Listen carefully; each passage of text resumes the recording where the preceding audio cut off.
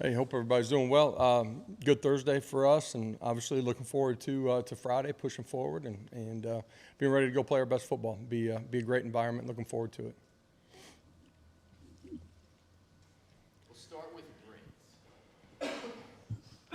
Coach, anything new on Jalen McCullough's situation, and if he can't, how do you manage the last 48 hours on that deal? Yeah, we're getting multiple guys ready to play, and obviously with the situation, there's a process that goes on. We're still going through that, and we'll see where we get to late tomorrow. Tim in the back, and then Jay. Coach, with the status of Bryce Young kind of up in the air, what changes for you guys when you're trying to prep for two different quarterbacks that their skill sets are a little bit different? Yeah, skill sets are a little bit different. The thing about both of them is that they're mobile. You're going to see some of the base offense with whoever's playing. You have to prepare and have a plan for both of them anyways. Depending on how the game unfolds. So, for us, our defensive players, but our coaching staff as well, having a plan for both. Josh, a couple of things. What makes Jahmyr Gibbs such a special running back? Yeah, I think he's got really good pace, vision, delivers blocks really well, slow to go early. Once he hits the hole, he's got an explosive, nature about him. He's got the ability to make you miss an open space, can take it the distance. He's a really good back. You mentioned trying to get guys ready for McCullough. Has McCullough practiced every day this week? Nah, I'm not going to get into all that right now.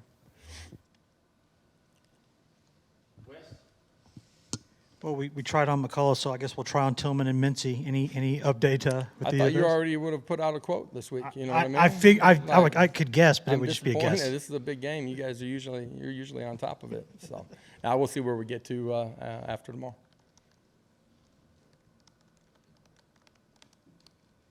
Back to Tim.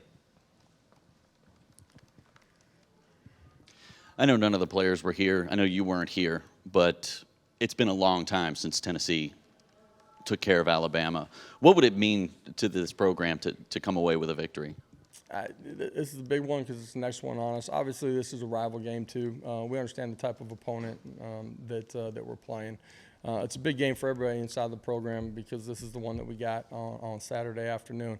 For our fan base, our former players understand the importance. This is one of the games that everybody circles and at the same time, there's not a play that we made or didn't make last week that's going to help us in this one. The same that's true with this rivalry, over here over the recent years. So for everybody inside our programs, it's about this week, this opportunity. Josh, do you like the way your team is prepared for Florida, Pitt, LSU, and Alabama, Yeah. as opposed to just not getting too high for these type games, keeping it even kill? Yeah, well, I think there's got to be consistent nature in the way that you approach every day inside of your building. The big games, there's more media attention. There might be more noise as the week continues to go on. But your approach and your preparation and your practice habits have to be really consistent. Otherwise, your performance is going to be very, very extremely up and down. And this group continues to get better in the way that we approach everything. You guys heard me say it last week. We've continued to practice better. They enjoy practicing. Good teams get better throughout the course of the week. I like, the approach and what we've done so far this week. Coach, you talked a little bit about this after the Florida game, just sort of soaking in the moment, walking in on the Vol walk on game day. Will you kind of let you and your players do that again, or is it something that now that you've seen it once, it's kind of maintain your focus a little bit more? You better enjoy it. There's been a lot of work that's gone on from our staff and our players, to be able to play in games like this that matter from the outside. You know what I mean? And to have this type of attention. You should enjoy, Vol Walk. There's not a better pregame experience in all of college football than that.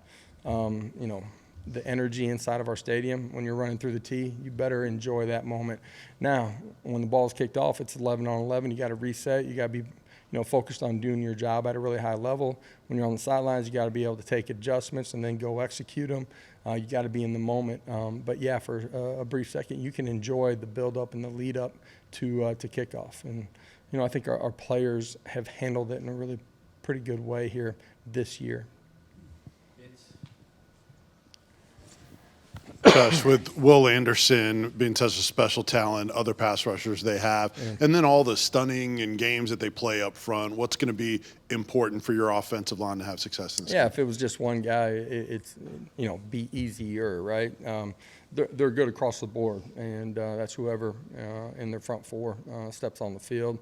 They have the ability to rush the passer. They're dynamic and destructive in the run game too. We got to have balance. You don't want to be living in 3rd and long against these guys.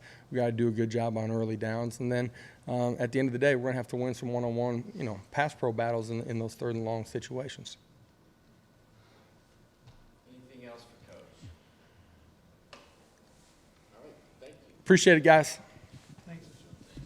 Have a great couple of days here. See you on Saturday.